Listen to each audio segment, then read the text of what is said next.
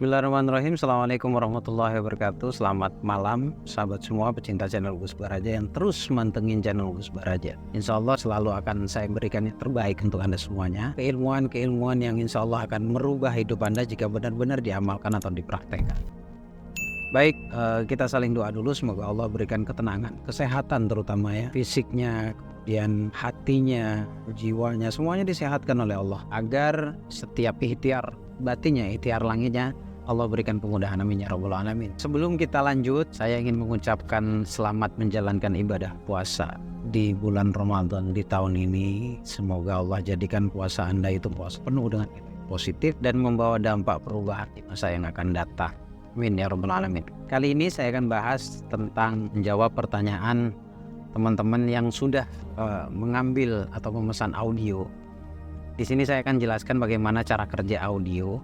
Kemudian saya juga akan jelaskan bagaimana caranya mendengarkan audio itu agar benar-benar hasilnya sesuai yang diinginkan. Disimak videonya sampai selesai. Dan untuk teman-teman yang belum memesan audionya dan membutuhkan program bawah sadar secara intens tanpa harus bertemu dengan saya, tinggal di order saja, tinggal dipesan ke Mbak Vista. Nomornya ada di layar monitor, juga ada di deskripsi, nanti bisa langsung diklik aja. Baik, audio yang saat ini ada adalah audio sesuai kebutuhan sebenarnya. Yang pertama ini yang saya buat adalah audio syukur dengan audio luka batin. Nah, kenapa kok harus audio syukur dan luka batin? Karena memang itu kebutuhan dasarnya. Tetapi bukan berarti kebutuhan dasar itu kebutuhan yang sepele, enggak ya. Justru semuanya harus dimulai dari situ. Harus bisa rutin bersyukur. Kita ini sulit loh bersyukur teman-teman ya. Sulit bersyukur, sehingga harapannya ketika terus mendengarkan audio itu, semua sugesti di bawah sadar yang tadinya sulit bersyukur itu menjadi mudah bersyukur.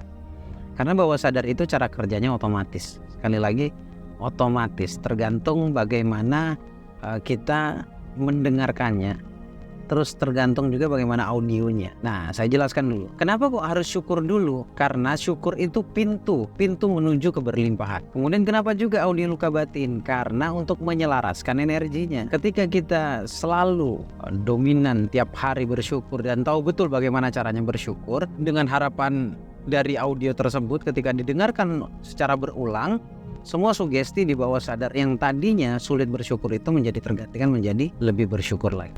Jadi ini bentuk cara kita mencintai diri kita.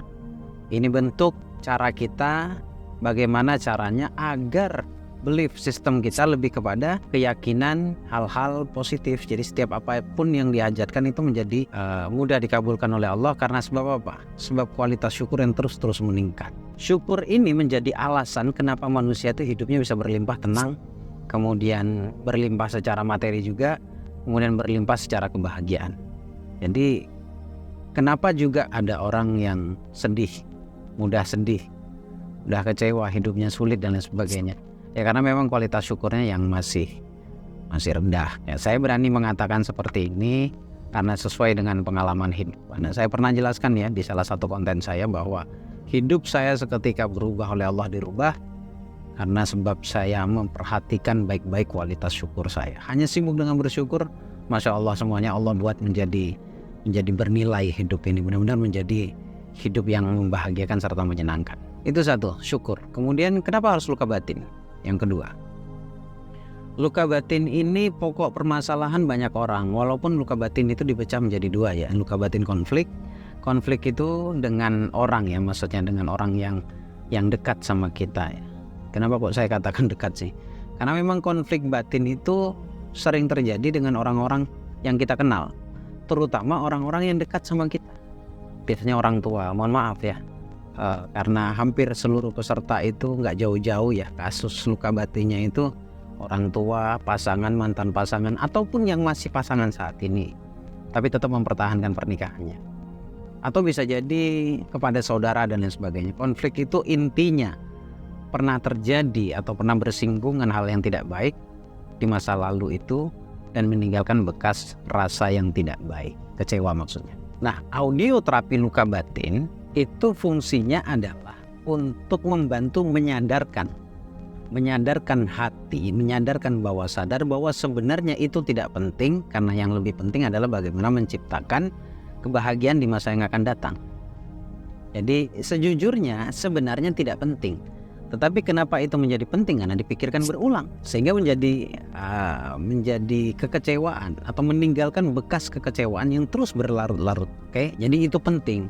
Nanti ketika benar-benar sudah memaafkan, nanti ketika benar-benar sudah damai, sudah mengerti, sudah sadar bahwa itu memang sudah terjadi di masa lalu, jadi tidak perlu melekat lagi di dalam bawah sadar atau di hati, itu akan membentuk sebuah energi yang positif.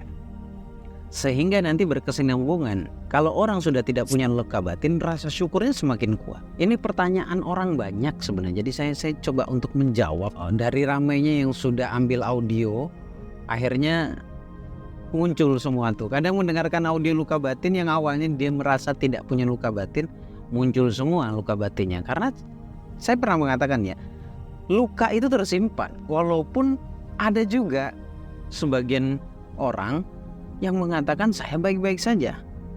Makanya saya pernah katakan bahwa setiap orang tuh punya luka batin. Yang membedakan adalah bagaimana cara menyikapi luka batinnya. Tapi kalau orang sadar, dia tidak akan larut dalam luka batinnya. Dia cenderung akan memikirkan bagaimana masa depannya. Hal-hal yang baik lah intinya yang dia pikir ya. Nah, ini basic ini. Buat orang yang merasa saat ini punya pertanyaan, kok hidup saya begini aja ya? Kok hidup saya nggak ada perubahan ya? Itu kan pertanyaan banyak orang ya. Mungkin Anda saat ini yang sedang nonton.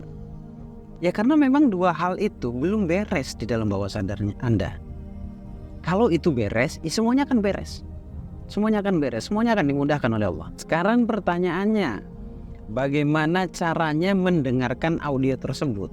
Apakah ada caranya? Jelas ada caranya. Nah, audio syukur dengan luka batin itu dua hal yang berbeda, dua audio yang berbeda. Itu penting banget ya, penting banget sekali lagi untuk diketahui ini, karena tidak asal-asalan mendengarkan. Ini barusan tadi ada yang chatting saya, Gus boleh nggak ini didengarkan setiap waktu?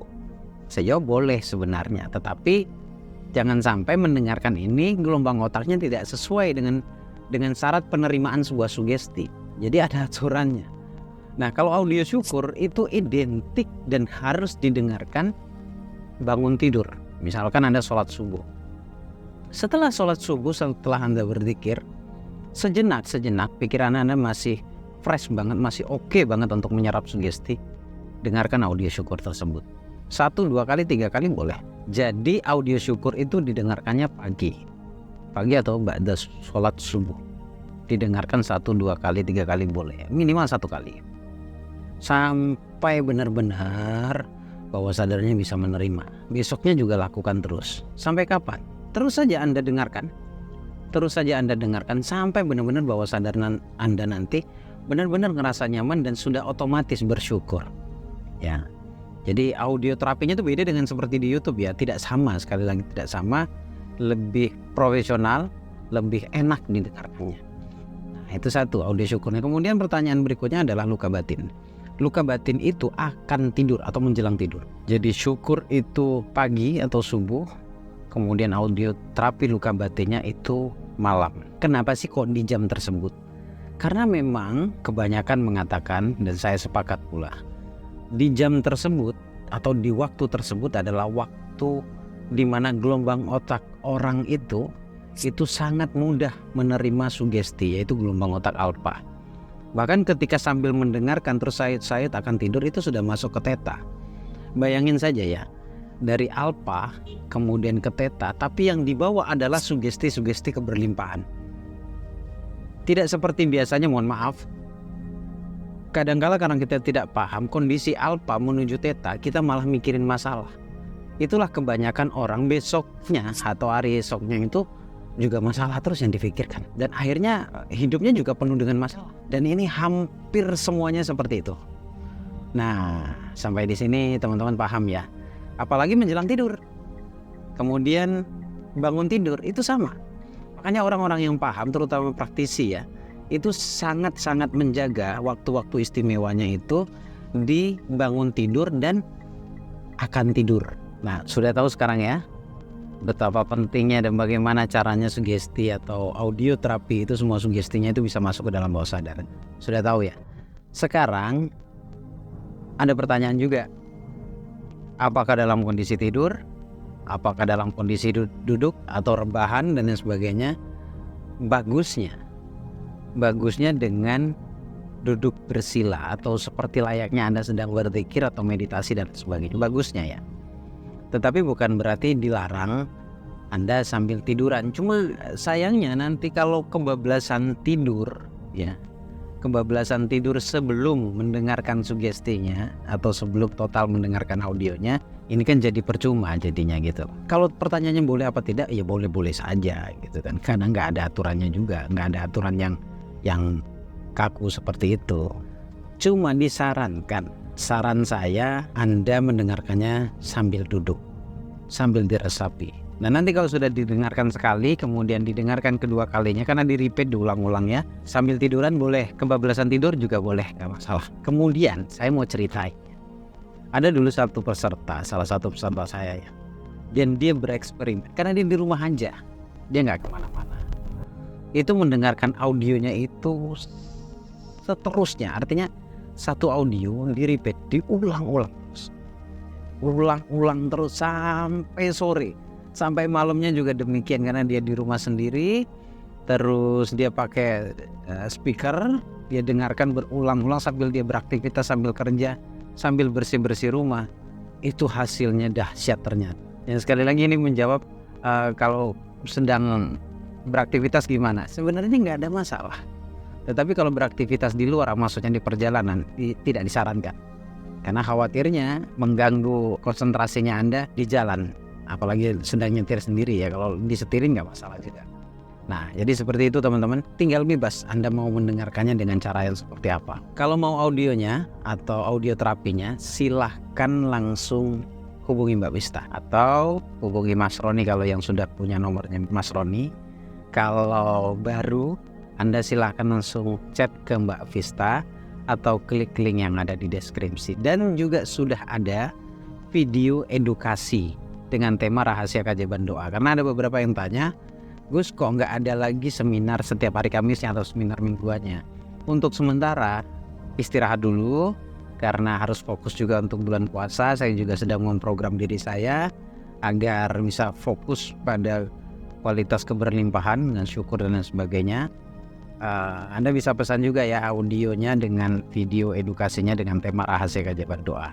Jadi meskipun tidak ada seminar, saya sudah buatkan dalam bentuk video. Jadi Anda tidak perlu ikut seminar online-nya, tetapi Anda bisa dengarkan video edukasi dengan tema rahasia keajaiban doa itu di waktu-waktu yang sudah Anda tentukan sendiri. Tentunya di waktu yang tenang supaya hasilnya lebih maksimal ya. Semoga informasi ini bisa bermanfaat untuk Anda semuanya.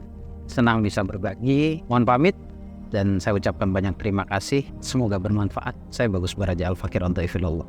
Assalamualaikum warahmatullahi wabarakatuh. Allahumma salli ala Sayyidina Muhammad.